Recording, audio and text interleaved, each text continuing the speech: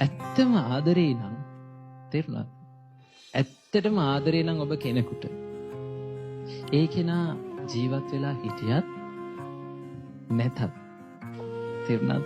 ඒ කෙනාට ඔබේ හිතේ තියෙන මෛත්‍රිය, කරුණාව, ආදරය, සෙනෙහස වෙනස් වෙන්නේ නැහැ. ආදරේ එකක්. බැඳීම කියලා කියන්නේ තව එකක්.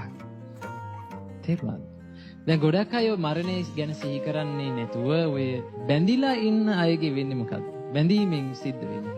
ඒ අය නැති වෙලා යනකොට තමන් කඩාගෙන වැටෙනවා. බැඳීම තුල ඇති වෙන්නේ මොකද්ද? දුකක්. තමන් ළඟින් ඉන්න අය මැරෙනවා කියලා දන්නවා නම් මැරෙන්න කලින් මේ අය කවදා හරි මගෙන් ඈත් වෙන්න කලින් මම මේ අයගේ ජීවිතවලට යහපත් දෙයක් එකතු කරන්න ඕනේ. සුන්දර දෙයක් එකතු කරන්න ඕනේ.